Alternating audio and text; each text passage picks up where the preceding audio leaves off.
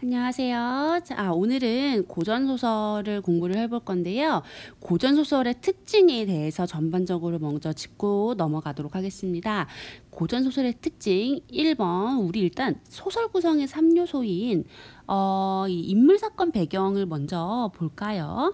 자, 고전소설의 인물들은요, 굉장히 전형적인 인물입니다.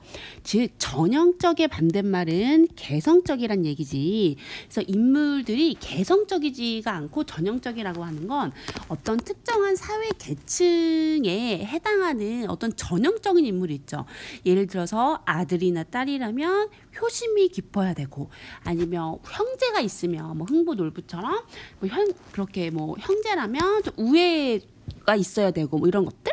그래서 이 전형적인 인물의 반대말이 개성적 인물이다라고 하는 거죠. 그리고 평면적 인물의 반대말은 입체적 인물이고, 물론 예외는 있어요. 예외는 있어. 예를 들어서 흥부 같은 경우는 처음부터 끝까지 착한 사람이죠. 그럼 걔 평면적이잖아. 놀부는 조금 입체적 인물이에요. 왜냐하면 처음에는 좀 못된 놈이었는데 나중에 흥부랑 화해하고 이제 우애 있게 지내게 되잖아요. 그래서 놀부는 입체적 인물이긴 합니다. 하지만 선생님은 지금 고전소설의 전반적인 거를 말하는 거니까 좀 전형적 인물들, 어떤 유교적 가치를 드러내는 인물, 예를 들어서 뭐 여자가 주인공이잖아? 그럼 다 절개가 있어. 그 당시에 어떤 전형적인 여성상이었겠지. 그런 걸 전형적 인물이라고 하는 거예요. 평면적이라는 건 처음부터 끝까지 사람이 변하지 않는다. 일관된다 라는 의미고요. 사건으로 가면 굉장히 우연성입니다. 우연성에 기반을 하고 있다는 건 문학에서 반대말이 개연성이야. 현대소설은 뭔가 이런 개연성을 촘촘히 짜잖아요. 근데 고전소설은 그냥 다 우연이야. 예를 들어서 뭐 어느 날 갑자기 꿈에 나타나서 도사가 너네 집에 불 날 거야? 그럼 도망가. 막 이렇게 알려줘. 눈을 딱 떴어. 무슨 꿈이지? 근데 갑자기 막 타는 냄새가 나는 거야. 그래서 도망가야겠다. 이래가지고 도망가는 그런 우연성에 기댄 사건 전개가 많아요. 그리고 고전소설에는 비현실적인 일들이 많이 일어나죠. 그거를 한자어로 전기적이라 그러죠. 이때 기는 기이하다는 거예요. 우리가 문학에서 전기적이라고 하는 게 두 가지인데, 첫 번째는 약간 홍길동전, 홍계월전 이렇게 인물의 탄생부터 죽음까지의 일대기를 다루는 것도 전기적이라고 하는데, 여기서 말하는 전기의 기는 기이하다. 그러니까 좀 신묘한 일이 이뤄진다는 거 있잖아. 기이한 일이 일어난다라는 의미로 받아들여 주시면 되고요. 다음 배경. 뭐 모든 소설이 그런 거는 아닌데 좀 구체적이지 않고 좀 막연한 그런 배경들도 있거든요. 그리고 비현실적인 배경도 나타나고, 뭐 용궁에 간다거나 지옥에 간다거나 막 이렇게. 근데 가끔 이렇게 무슨 황해도 뭐 도화동 뭐 이런 것처럼 구체적으로 나오는 배경도 있긴 있어요. 근데 그냥 막연히 뭐 송나라 때 뭐 이렇게 하는 것들도 있거든. 자, 대부분 고전소설은 뭐 전부가 전지적 작가 시점입니다. 뭐 1인칭 주인공 이런 건 없고요. 그리고 고전소설에는 서술자의 개입이 많이 나타나요. 서술자의 개입은 편집자적 논평이랑 똑같다고 가르치는 선생님들도 계신데, 그건 좀 편의상 그런 거고, 내진 선생님이 그렇게 말씀하셨다면 문제는 그렇게 풀면 돼요. 근데 엄밀하게는 서술자의 개입이 좀 큰 개념이에요. 약간 비유법 같은 거야. 편집자적 논평은 좀 지휘법 같은 거지. 디테일한 거. 그래서 서술자가 이제 개입을 해서 지가 지서를 푼다는 건데, 편집자적 논평이라고 말하는 건 진짜 자기가 주관적으로 논평을 해줘야 돼. 자기가 인물에 대해서 저 나쁜 놈, 혹은 아이고 세상에 이런 일이 다 있냐, 이렇게 사건을 평가해 주거나, 혹은 그 사건을 마주하는 서술자의 감정, 주관적인 감정, 안타깝다, 모두가 다 울고 있다, 뭐 이런 식으로 내 마음도 찢어진다, 뭐 이렇게 주관적 감정을 표출하는 걸 편집자적 논평이라고 하고요. 두 번째는 독자에게 말을 거는 것도 서술자의 개입입니다. 독자에게 말을 건다는 건 갑자기 소설을 읽다 보면 갑자기 아이고 저 방자의 거동 보소, 이렇게, 그러니까 방자 꼬라지 마라, 이렇게 얘기를 하는 거지. 이런 거 보면 좀 재밌잖아. 해학성이 있잖아. 3번 서사의 흐름을 끊는 것도 서술자의 개입에 들어갑니다. 고전소설에 흔히 나오는 말이죠. 각설하고 자설하고 이런 것들. 이런 게 무슨 뜻이냐면 한편이라는 접속부사예요. 즉 화제를 바꾸거나 장면을 전환시킬 때 나오는 말입니다. 한마디로 이런 거지. 예를 들어서 뭐 한참 홍계월 얘기를 하고 있었어. 근데 그때 저 멀리 홍계월의 엄마가 홍계월을 그리워하며 엉엉 울고 있음에 이렇게 상황이나 장면을 전환해 주는 거예요. 그러니까 우리가 만약 영화를 본다면 딱 씬이 바뀌는 그런 느낌이다라고 생각해 보시면 되고요. 그리고 직접적 개입으로 배경을 설명하거나 미래를 예측하는 부분들도 있어요. 뭐 좀 끝에 많이 나오는데 뭐 그 후로 그의 행방을 아는 자는 아무도 없으니 묻지도 마시라 뭐 이런 식으로 끝나는 느낌. 그래서 이렇게 직접적 개입을 하는 것도 서술자의 개입의 한 가지 종류입니다. 가장 많이 나오는 건 역시 1번이에요. 1번 진짜 중요해요. 다음 대부분의 고전소설은 순행적 구성입니다. 즉 시간의 흐름대로 진행이 된다는 거죠. 그리고 일대기적 구성을 가지고 있다고도 표현할 수 있습니다.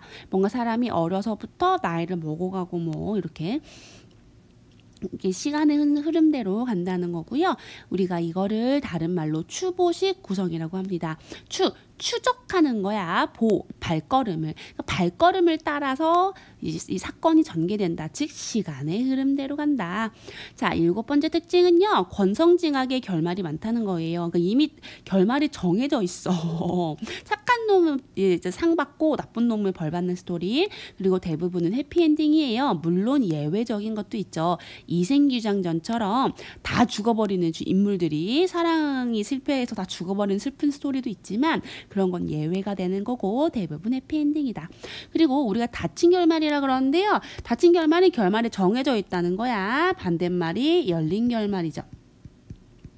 열린 결말 싫어하는 학생들 많지 않아? 영화 끝에서 뭐 이도저도 아니게 끝나는 것들 있잖아. 그런 거 좀 뭐야? 왜 만들었어? 뭐 이런 느낌이 나는 거 있죠. 자, 그리고 8번째 특징은 고전소설에서는 운문, 한지들이 들어가는 경우가 꽤 있습니다.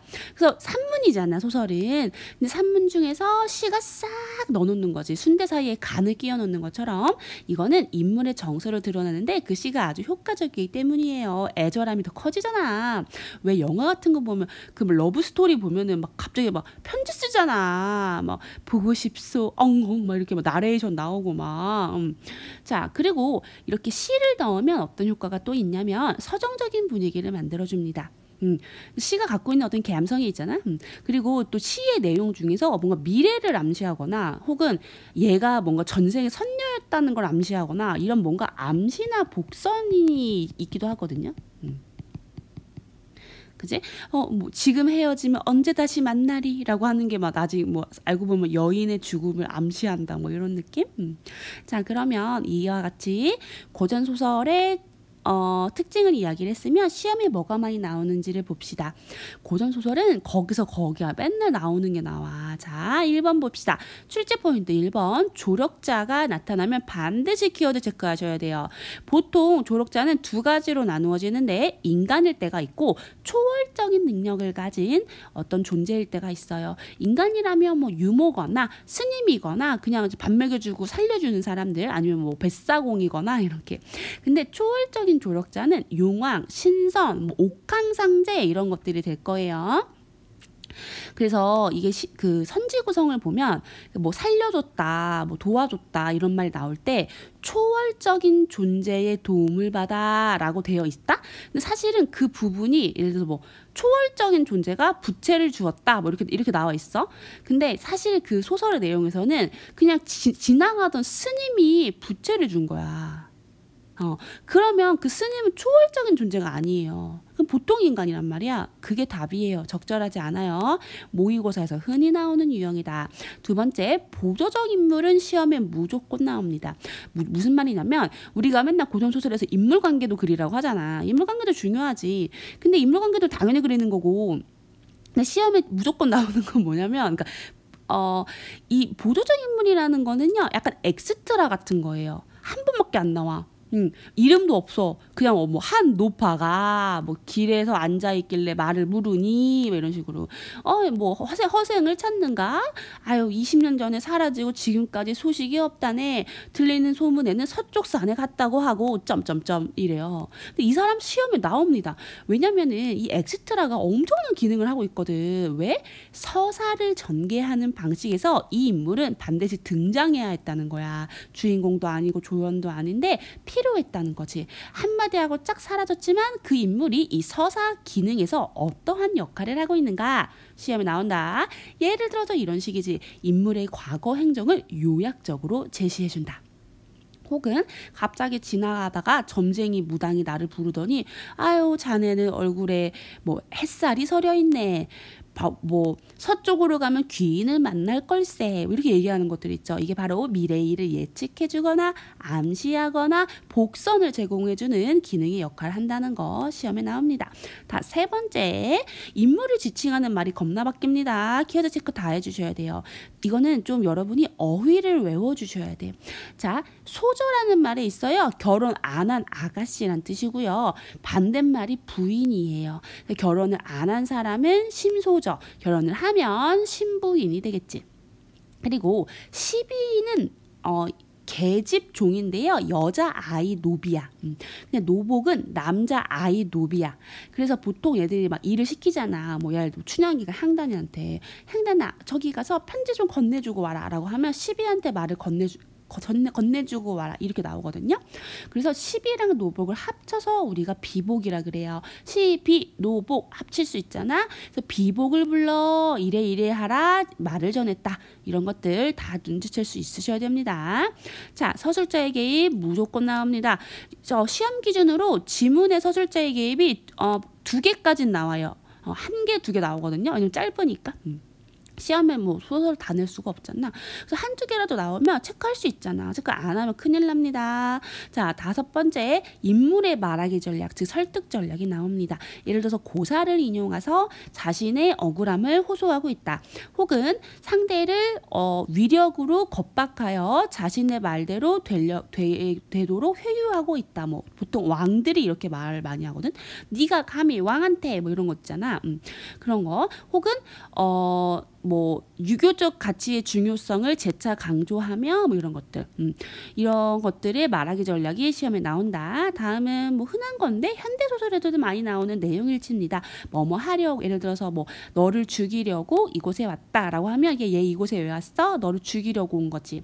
그런데 뭐뭐 하려다가 말고 이것도 시험에 많이 나와요. 그 왜냐면 안 한 거거든. 예를 들어서 뭐 이게 오랑캐를 우리가 오랑캐 호자라고 하잖아. 그래서 약간 호장을 그러니까 오랑캐의 장수를 호장을 죽이려고 서쪽으로 가려다가 갑자기 하늘의 별을 보고 뭐 말을 동쪽으로 돌렸다라고 하는 것들. 그럼 서쪽으로 갔어 안 갔어? 안 갔지. 그치? 이런 어미를 잘 봐야 돼요. 종속적 연결 어미를 잘 보셔서 내용일지를 푸셔야 된다. 그리고 7번째로 장소가 이동하는 것 다 체크하셔야 돼요. 여기는 뭐 금수산이었어. 그 다음은 화만산이었어. 산이 바뀌면 다 확인하셔야 돼. 집 안이었어. 집 밖이었어. 동네 길목이었어. 장터였어. 뭐 이런 거. 뭐 이런 것들 다 보셔야 됩니다. 장소의 이동에 따라 인물이 어떻게 행동을 하는지를 문제에 내요. 그러면 어떻게 되냐면 만약에 여기 1번 장소에서 얘가 울었다? 근데 2번 장소에서는 웃은 거야. 그러면 시험에서는 1번 장소에서 웃었다 그래. 그럼 학생들은 시간이 없으니까 타임 어택이 약하잖아요. 고전소설 말도 많잖아. 한자어도 어렵고. 그러니까 나 이거 봤어. 얘 울었어. 라고 그냥 찍는다고. 그렇게 하면 안 되지. 진짜 그 1번 장소에서 운 게 맞는지 찾아가야지. 그게 기억이 안 나면 지문으로 돌아가야지. 지문으로 돌아갔을 때 어떻게 빨리 봐. 처음부터 다시 읽긴 시간이 없잖아. 그러니까 미리 처음부터 장소를 딱 잘라서 표기를 해놨어야지 네모로. 오케이? 자, 8번째 전기적 요소와 아닌 것을 구별하는 게 시험에 많이 나와요. 자, 전기적 요소 예를 들어 이러는 거야. 유충렬전에서 유충렬이 뭐 싸움을 겁나 잘해. 그래서 막 말을 타고 막 으악 달려가가지고 갑자기 막 20명의 머리를 베가지고 20명이 다 죽었다 이렇게 하는 거지. 이거는 전기적이지 않아요. 아니 말 타고 가서 하나 둘 셋 넷 해서 20번 치면 20명을 죽인 거잖아. 할 수 있겠지. 할 수 있어요. 이거는 정기적 요소는 아니야. 그치? 그리고 예를 들어서 뭐 날씨를 보니까 내일 비가 올 것 같길래 미리 뭐 물에다가 뭐 애들을 뭐 이렇게 준비를 해가지고 나중에 물이 많이 오면 그 이제 해적대들을 다 죽이는 전략을 짰어. 이런 거는 약간 병법을 가지고 그 하는 거지. 병법을 가지고 어떤 지략을 가지고 이렇게 하는 거는 전기적이지 않아요. 머리 좋게 행동하는 건 초현실적인 건 아닌 거야. 그럼 전기적 요소라는 건 뭐냐면 예를 들어 유추영절에 그런 말이 있거든. 이렇게 창을 바닥에 내리꽂았어. 팍 내리꽂았어. 근데 갑자기 막 거기 있던 막 호구 장군들 막 200~300명이 낙엽 떨어지듯이 우르르르 머리가 떨어져 죽었다는 거야. 아니 봐봐. 창을 바닥에 딱 꽂았어. 내 이놈 하고 창을 바닥에 딱 꽂았는데 갑자기 300명의 머리가 낙엽 떨어지듯이 추풍 낙엽처럼 떨어지는 거는 이거는 싸움 잘한다고 해서 할 수 있는 게 아니잖아요. 그런 게 전기적 요소야. 그치? 그리고 갑자기 막 무슨 신화경 같은 걸 펴가지고 막 미래 그 어떤 지도를 훤히 다 들여다봐. 그러니까 약간 그런 스타크래프트의 그런 맵 해킹하는 것처럼 맵을 다 내가 다 보는 그런 느낌? 혹은 부채를 붙이니까 갑자기 막 불길이 일어나가지고 막 적들이 막 화마에 막 불 휩싸인다거나 이런 것들이 다 전기적 요소예요. 그러면 시험에는 예를 들어서 뭐 유충렬이 뭐 그 천자를 구하기 위해 뭐 서쪽으로 가서 뭐 사람들을 다 죽여버리고 천자를 구한 것은 초현실적인 능력을 보여주는 면모군 막 이래. 이거 잘 봐야 돼. 왜냐면 그 시험에 출제된 곳이 진짜 뭐 이렇게 갑자기 막 추풍내가처럼 300명의 머리를 한번 으악 하고 해가지고 다 떨어뜨린 건지 아니면 말 타고 가면서 하나 둘 셋 넷 베어버린 건지를 구별하셔야 되는 거지. 그치? 그건 지문에 뭐가 나오는지에 따라서 선지가 적절하고 적절하지 않은 게 달라지는 거예요. 요거 많이 나오니까 저 고전소설의 특징과 출제 포인트를 정리해드렸거든요. 이거는 모든 고전소설에 해당합니다. 선생님 저는 고전소설이 어려워요 라고 말하는 친구가 있다면 너는 그냥 공부를 안 한 거야. 현대소설이 훨씬 어려워요. 고전소설은 문제집 한 것만 풀어보면 그 말이 그 말이에요. 착한 놈 상 받고 나쁜 놈 벌 받는다니까. 자, 고전소설이 어렵지 않도록 우리 함께 빠꽁하도록 합시다. 자, 그럼 이렇게 고전소설 마무리하고 이제 작품으로 갈까? 이제 심청전인데 심청전을 보려면 먼저 심청전에 대한 기본 썰부터 좀 알아야 돼. 자, 오른쪽 갑시다. 자, 이게 판소리기 소설이거든요. 판소리 소설이라는 건 뭐냐면 원래 대부분 배경설화가 있어. 뭐 효녀 지은 설화, 겉다지 설화, 진해산 설화처럼 그냥 이거 다 착한 그 착한 효녀들 얘기, 뭐 인신공양한 얘기 그런 것들을 설화가 이 세상에 원래 존재했고 그런 것들을 뭔가 짬뽕해서 판소리가 만들어졌을 거라고 추측하고 있어요. 내용이 좀 겹치니까. 그럼 판소리가 심청가 이렇게 가자가 붙어 가가 노래잖아. 그럼 여기까지는 구전이 되는 거야. 구전이 되는 거야. 입에서 입으로 전해지는 거예요. 그러면 이렇게 구전이 되면서 무슨 일이 생기냐면 작가가 누군지를 모르잖아요. 작자 미상이잖아. 그러니까 다양한 버전의 스토리가 만들어지는 거야. 그러니까 자기가 약간 스토리를 싹싹 바꿔버리는 거지. 이렇게 다른 스토리가 만들어지는 거를 우리가 이본이라 그래. 다를 이자를 쓰거든요. 다른 본이다. 그래서 이본들이 존재해요. 고전소설은. 그래서 나 이거 알아 라고 해도 다시 보면 그 얘기가 아니네 싶은 것들이 있어요. 그게 이본이 있기 때문이야. 그리고 이렇게 이본에 대한 이유 중에 하나가 구전이 되면서 사람들의 이야기가 쌓이고 조금씩 수정이 되고 막 또 바뀌고 한다는 거잖아요. 그거를 적층 문학이라고 합니다. 적층이라는 거는 쌓이고 쌓인다는 얘기잖아. 그러니까 쌓이고 쌓인 문학이다. 그래서 그 과정에서 다양하고 진솔한 민중들의 정서와 어떤 욕망들, 소망들이 투영되게 돼요. 춘향전 같은 경우는 나는 신분을 초월하는 사랑을 하고 싶어 라고 알고 누군가 꿈꿨으니까 그런 스토리를 만들었겠지. 효녀심청도 뛰어나게 효심을 가지고 있으면 복을 받는 스토리를 만들고 싶어. 그래서 심청이 심정이 갑자기 황후가 되잖아요. 이런 것들에 민중의 욕망이 담겨 있다라고도 볼 수 있다. 그러면 얘가 나중에는 우리 이제 훈민정음 만들어지고 나서 기록이 될 거 아니에요. 이렇게 한글로 기록이 될 거를 우리가 판소리기 소설이라고 부르고요. 이때는 전이라는 말이 들어갑니다. 심정가가 나오면 여러분 요거는 갈래가 판소리야. 운율이 엄청나겠다. 노래니까 라고 생각하시면 되고요. 전이 나오면 얘는 소설이야. 기본적으로 고전소설을 푸는 방식으로 풀어야겠다 라고 생각하시면 돼요. 자, 그럼 판소리가 뭐냐? 소리꾼, 창자, 이 창이 노래하는 창이야. 합창단할 때 창.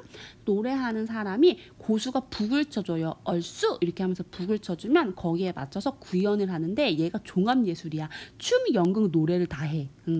그리고 이 판소리는 개인 창작이 아니고요. 민중들이 공동으로 만든 거고 구비전승되며 개작되고 여러 이야기가 누적되는 적층문학이 되었다라고 아까 설명했고, 자, 서민의식이 대변되고요. 풍자해학적이에요. 우리가 이런 걸 골개미라 그러지.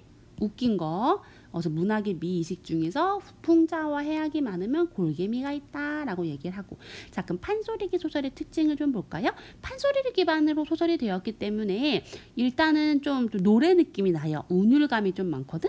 그래서 지금 현재 우리가 공부하는 건 춘향전, 토끼전, 심장전, 배비장전, 장기전, 흥보전 이런 것들이 있어요. 산문인데 노래 판소리에서 노래 부분을 창이라고 하거든. 그래서 노래를 창이라고 하는데 이 창 부분을 기반으로 만들어졌기 때문에 굉장히 운문적인 리듬감이 굉장히 많아요. 그래서 이게 쌤이 아까 종합예술이라고 했는데 이 노래를 창이라 그러고 이 춤을 만약에 몸짓이라고 좀 바꿔볼게. 몸짓이라고 바꾸면 발림이라고 그래. 발림. 연극하는 부분은 지가 썰 푸는 거 있죠. 아니 그때 심정이가 들어와서 이렇게 말을 하는데 이런 부분 있잖아. 이거를 안일이라 그래. 자, 이렇게 판소리를 부르는 어려운 말도 설명드렸고, 어쨌든 노래를 창을 기반으로 하고 있기 때문에 운문적인 리듬감이 굉장히 많다.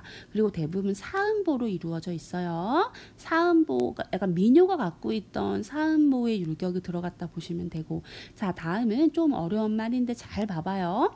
주제의 이원화 라는 특성이 있어요. 주제의 이원화라는 거는 주제가 두 가지 차원이 있다는 거지. 첫 번째 차원은 표면적인 주제, 대부분 예쁜 주제예요. 예를 들어서 아버지를 공양하자, 뭐 효심을 가지자, 아니면 충성심을 가지자, 뭐 이런 거. 근데 이면적 주제는 이런 유교적이고 올바른 표면적 주제 이면에, 저 건너편에 민중들이 가지고 있는 어떤 진솔한 욕망이 있다는 거예요. 그런 것들은 뭔가 판소리를 향유하던 계층이었던 평민들이 가지고 있는 정서나 해학성 등이 있어요. 이 심정이 같은 경우는 당연히 표면적 주제는 효의 중요성이겠지만 이면적 주제로는 이 심정이가 너무 불쌍하게 여겨지잖아.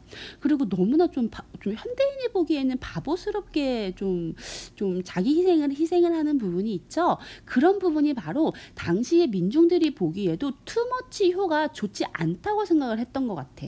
그래서 지나치게 유교적 가치를 강조하는 사회에 대한 일종의 거부감, 이런 것들이 이면적 주제에 담겨져 있다고 문학을 해석을 합니다. 그리고 뭐 그런 것도 있잖아. 이면적 주제로는 약간 뭐 까는 거, 풍장, 예를 들어서 뭐 양반을 깐다거나 아니면은 뭐 좀 장기전 같은 경우는 장기의 가부장적인 면을 깐다거나 이런 것들, 좀 평민적인 주제가 이면적 주제예요. 근데 이 판소리가 나중에 점점 인기를 많이 끌면서 양반들도 좋아하게 되거든요. 그러니까 이본이 막 형성되는 과정에서 점점 유교스럽게 바뀌어. 그러니까 민중들이 사랑하던 이 문학을 이제 양반들이 좋아하니까 점점 막 유교가 묻는 거지. 그래서 뭐 효, 충, 절개 등 유교적인 주제가 강화가 되는 걸 표면적 주제로 이제 이야기를 하고요. 다른 특징으로는 언어의 이중성이라는 게 있어요. 이 언어의 이중성이라는 건 서민의 언어와 서민의 언어라고 하는 건 고유어, 비속어, 구어체 이런 걸 말해요. 내 이놈아라고 하는 거 있잖아. 이런 거 다 비속어지. 한자어를 많이 쓰지 않았을 거 아니야. 그리고 말하듯이 말했겠지. 근데 지배층의 언어라고 하는 건 한자어를 쓰거나 중국 고사를 이런 거 좀 공부해야 알잖아. 좀 수능 공부하듯이 이게 과거 시험 준비한 애들이 중국 고사를 많이 할 거 아니야. 그런 지배층의 언어가 섞여 있다는 거야. 그래서 판소리기 소설에는 한자어와 서민의 언어인 고유어가 섞여 있는 특징을 가지고 있다. 괜찮? 다음 장면의 극대화. 장면의 극대화는 무슨 말이냐면 이 극을 약간 연극하는 거라고 생각하시면 돼.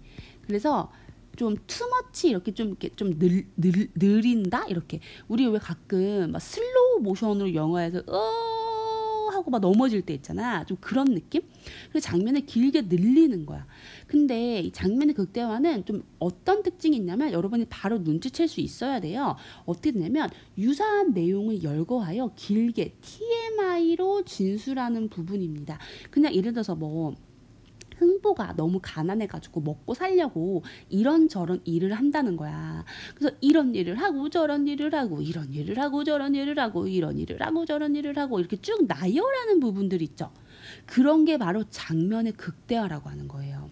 유사한 내용을 쭉 열거하면은 이렇게 열거해서 길게 진술하면 어떤 효과가 있냐면 1번 인물의 감정이나 특정 상황을 고조시킬 수 있지. 예를 들어서 내가 얼마나 슬픈지 쭉 말하는 거면 슬픔의 정서를 강조하는 거고 흥부가 먹고 살려고 이런저런 일을 다 한다는 걸 나열할 때는 인물이 처한 이 가난이라는 상황이 얼마나 극심한 상황인지를 보여준다는 거예요.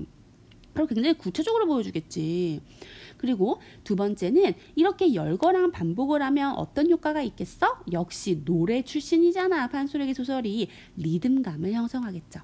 그리고 더불어서 이런 반복과 열거하는 내용이 웃겨요. 그래서 안 웃기면 이렇게 생각해야 돼. 장면의 극대화를 하면 그냥 웃긴 거야.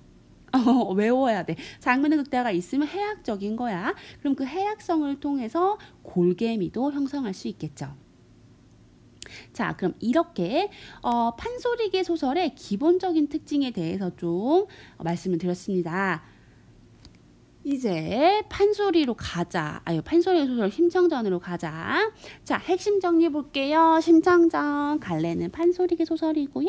성격은 교훈적, 비현실적, 우연적, 전기적이란 것도 떠올려야겠네. 효녀 심청이 가지고 있는 어떤 효심이 주제고요. 자, 판소리 심청하가 소설로 정착된 판소리기 소설이다. 수궁이라는 비현실적인 공간이 배경으로 등장하고 용궁이지. 옥과 상제 같은 초월적 존재가 등장하여 환상적인 성격을 띈다. 자, 위기. 자, 여기 심청전 앞부분이 아니고 좀 끝부분이 나왔어요. 갈등 최고조야. 어느덧 동방이 밝아오니. 자, 아침입니다. 자, 아침에 심청이 아버지가 진지나 마지막으로 지어드리려 하고 문을 나서니까 벌써 뱃사람들이 살인문 밖에 서 있나 봐. 즉 공간이 집 밖이라는 걸 알 수 있어요. 오늘이 배 떠나는 날이니까 수위 쉽게 가게 해주시오 라고 누가 말하는 거지? 뱃사람들이 말을 하고 있다. 얘가 심청을 한테 빨리 오라고 재촉하네. 자, 그럼 우리가 여기서 뭘 할 수 있어? 공간적 배경은 심청이 집이고요. 시간적 배경이 아침이구나. 이렇게 말을 하니 심청이 이 말을 듣고 얼굴빛이 없어지고 손발이 맥이 풀리며 목이 메고 정신이 어지러워. 그러니까 얼마나 안 좋은 상황이야. 뱃사람들한테 아이고 이보시오 선인네들 이렇게 고전 나오는데 어휘 모르면 큰일 난다. 배선자에 사람인자죠. 뱃사람들 나 오늘이 배 떠난 날고는 이미 알고 있었어요. 그래서 약속을 소중히 여기는 심청의 성격도 알 수 있어요. 그래서 오늘인 건 알고 있는데 내가 몸이 팔린 걸 우리 아빠가 아직 모른다. 만약에 알게 되면 난리가 날 거니까 잠깐만 기다려주시면 내가 진지나 마지막으로 잡수시게 하고 말씀드리고 떠나겠다. 라고 이야기를 하죠. 그럼 이 진지는 어떤 역할을 하는 소재야? 심청이가 아버지를 향해 가지고 있는 어떤 효심, 그 정성을 드러내는 거죠. 아빠에게 주는 거니까. 왜? 지어 잡숫게 하는 거니까. 그럼 여기 아빠를 걱정하는 착한 효녀로서의 심청이라는 인물을 알 수 있겠죠. 전형적인 인물. 뱃사람들이 그리하시지요 라고 또 받아줘. 인정 있는 사람들이야.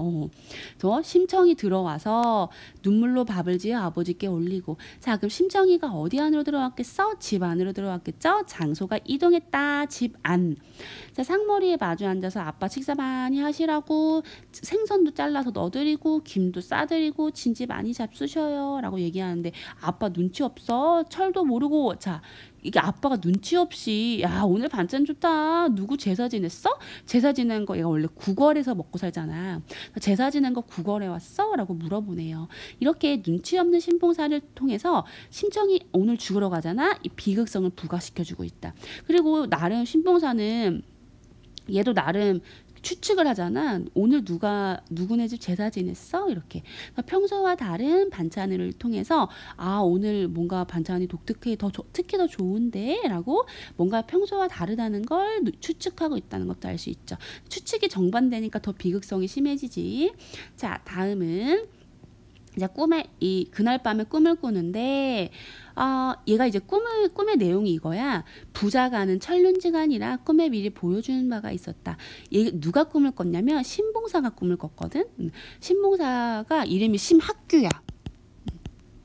신봉사가 꾼 꿈의 내용을 얘가 지금 서술자가 개입해서 말해주고 있거든요. 여기 밑에 볼까? 서술자가 사건에 대한 자신의 견해를 밝히는 편집자적 논평이 드러난다라고 해요. 즉 꿈의 의미를 서술자가 직접 해설해주고 있다는 거예요. 별표야. 시험에 무조건 나온다. 편집자적 논평. 얘는 편집자적 논평 다른 작품이랑 외부 지문 엮어서 내기 진짜 좋아요. 1, 2, 3, 4, 5 이렇게 해가지고. 자, 편집자적 논평 여기 보면은 이 꿈의 내용이 뭐냐면 아가 이상한 일도 있더구나. 이 아가가 심청이지. 간밤에 꿈을 꾸니까 네가 큰 수레를 타고 한없이 가서 보이더구나. 수레라고 하는 것이 귀한 사람이 타는 건데 우리 집에 무슨 좋은 일이 생기려나 봐. 그렇지 않으면 장승상 댁에서 가마태어 갈란가 보다. 자, 여기 보면 심청이가 수레를 타고 이동한다는 거를 좋은 일이 있을 거라고 해석하고 있죠. 이럴 때 쓰는 속담이 있지? 꿈보다 해몽이다. 자, 그리고 여기서 보면은 수레가 왜 귀한 사람이 타는 거고 좋은 거라고 하냐면 여러분 윤선도의 만흥이라는 작품을 보면 만승이 그러니까 자연에서 즐기는 삶이 만승보다 더 좋을까? 라고 얘기를 하는 부분이 있어요. 만승이 이만하랴 라고 이야기를 하거든. 이때 만승이 만개의 수레란 뜻이에요. 그 수레승자거든. 그러니까 이 수레를 만 개를 갖고 있다는 건 약간 자동차를 10,000개 갖고 있다는 느낌인 거야. 그러니까 부자겠지. 이 정도로 큰 부자는 그냥 부자가 아니겠지. 그래서 천자, 즉 황제를 뜻하는 말이에요. 10,000개의 수레는 황제를 뜻하는 말이야. 그만큼 얘가 어떤 물질적인 부의 상징이라는 거지. 그래서 아빠가 오해를 한 거예요. 꿈을 잘못 해석한 거야. 근데 심청이는 그게 자기가 죽을 꿈이라는 걸 짐작을 하고 둘러대는 거죠. 그 꿈 참 좋습니다 라고 거짓말하고 있죠. 하고 진지상을 물려내고 담배를 드리고 밥상을 앞에 딱 놓고 먹으려고 하니까 간장에 썩는 눈물은, 이때 간장은 애간장이야. 애간장. 우리가 먹는 소이 소스가 아니라 회 찍어 먹는 소스가 아니라 우리 몸 안에 있는 장기 있지. 간이랑 장기 이런 거를 간장이 막 썩는 고통, 애간장이 끊어진다 이런 관용어 있잖아. 이럴 때 쓰는 거예요. 창자가 뒤틀리는 것처럼 슬프게 눈물이 나는 거야. 그리고 아빠의 신세를 생각하면서 내가 죽을 걱정을 하니까 절망스러워진다는 거죠. 자, 그럼 여기서 심청이 갖고 있는 어떤 효심과 절망감을 느낄 수가 있죠. 자, 그러면 꿈의 의미를 좀 볼게요. 쌤이 정리해놨어. 꿈의 역할 1번, 이별의 슬픔을 극대화시켜요. 왜냐면 이게 사실 죽음의 암시잖아. 오늘 심청이 죽는 날인데 아빠는 반대로 좋게 해석을 하니까 이별이 가지고 있는 어떤 이 비극성을 심화해주고 있다. 그럼 두 번째 효과는 뭐냐면 나중에 심청이 황후가 될 거거든.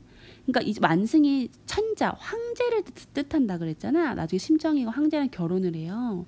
그래서 심청이 훗날에 진짜 그 황제가 가지고 있는 수많은 수레를 타게 될 것임을 암시하는 복선이라고도 볼 수 있어요. 이거는 소설의 전체적인 스토리로 볼 때 가능한 이야기겠네요. 네, 자 그러면 이렇게 해서 여기 밑에 작품의 구성 좀 볼까? 이거 작품 전체 줄거리거든. 신봉사는 아내가 죽은 뒤 딸 심청이를 동낭젖을 먹으며 기르고 심청이는 자라서 신봉사를 극진히 봉양한다. 동양이라는 거는 국어라고 다닌다는 얘기지. 심학규가 이제 아내가 이제 뭐 아내를 낳고 애를 낳고 7일 만에 죽었나? 되게 빨리 죽었어요. 그리고 전개는 신봉사가 물에 실수로 빠졌다? 근데 거기에 어떤 그 절의 스님이 화주스님이 와가지고 봉사세요? 그럼 공양미 300송을 부처님한테 바치면 눈을 뜰 수 있게 해줘요 라고 얘기를 한 거지. 그랬더니 심장이 아빠가 그래요? 그럼 제가 바칠게요. 저 눈 뜨고 싶어요 라고 덜컥 약속을 한 거야. 근데 그 얘기를 듣고 심정아 어떡해 내가 말 실수했어 라고 하니까 심정이가 제가 해결해 볼게요 라고 했는데 때마침 우연히 그 선원들이 이제 여자를 인당수가 되게 가파른 바다거든요. 거기에 여자를 제물로 바쳐. 그럼 용왕이 잡아먹을 거 아니야. 그럼 그 잡아먹은 거의 대가로 그 선원들을 안전하게 바다를 좀 차분하게 만들어준다는 미신이 있었거든요. 그런 인신공양. 어떤 사람을 공양으로 바치는 거야. 이렇게 공양을 바치는 거거든요. 사람의 몸을 바치는 거지. 그렇게 하면 삼백을 준다고 하는 얘기를 듣고 때마침 진짜 너무 우연적이지 않아? 고전 소설의 우연성. 그래서 심청이가 그럼 제가 이제 자살하겠습니다. 라고 이제 얘기를 하는 거지. 그러니까 이때 300석이라고 하는 건 오늘날 돈 가치로 한 7천만 원 정도 된다고 하더라고. 7천만 원이면 진짜 크긴 해. 근데 진짜 큰 돈인데 근데 나는 7천 준다고 그래서 죽지 못할 것 같아. 그냥 3년 일해서 벌면 되는 거 아니야? 자, 위기로 가면 얘가 결국 이제 인당수에 뛰어들어요. 근데 그때 얘 효심에 감동한 옥황상제가 용왕한테 일을 시켜. 야, 효심이 뛰어난 심청이 너네 바다에 뛰어든다는데 네가 걔 좀 살려라. 아주 살리고 나니까 여기 수궁에 가니까 이 수궁에 갔더니 엄마가 있는 거야. 엄마가 옥진 부인이 된 거야. 옥진 부인이라는 건 옥황상제 주변에서 일하는 선녀가 된 거거든. 그러니까 엄마가 선녀가 돼가지고 심청아, 애기 태어나자마자 뭐 엄마가 뭐 널 떠나서 미안해 하면서 막 같이 막 껴안고 막. 근데 너도 원래 전생에 선녀였어. 이러고 걱정 마. 넌 다시 살아날 거야. 하면서 막 다 돌려줘. 얘를 연꽃에다가 넣어가지고 다시 지상으로 올려보내죠. 그러고 났는데 그 연꽃이 너무 독특한 거야. 어떻게 저렇게 큰 연꽃이 바다에 떠다니지? 이래가지고 그 백성들이 그 연을 집어다가 황제한테 갖다 바쳐요. 황제가 저 연이 참 신기하구나 라고 갑자기 연이 드르르 열리더니 이쁜 심청이가 고개를 푹 숙이고 얼굴 빨개져가지고 있는 거죠. 그래서 띠로리 하고 사랑에 빠져가지고 바로 황후로 맞이해서. 근데 이제 심청이가 이제 아빠를 찾아야 되잖아. 그래서 이제 아빠를 찾아내니까 전국에 있는 모든 맹인들을 다 초대해서 잔치를 연다 그래요. 그래서 맹인 잔치에 신봉사가 이렇게 터덜터덜 찾아와요. 그리고 찾아와서 심청이를 보자마자 눈을 뜨는 거지. 너무 웃기지 않아? 300석 미리 바쳤는데 바치면 미리 눈 떴어야지, 그지? 근데 뭐 이렇게 나중에 좀 획기적으로 좀 이게 좀 절정을 아름답게 만들려고 신청이를 만나자마자 눈을 뜨는 스토리로 갔네요. 야, 전체 줄거리를 쌤 읽어줬지? 자, 그러면 그 다음부터는 쌤이 나눠서 올려줄게요. 2탄에서 만납시다.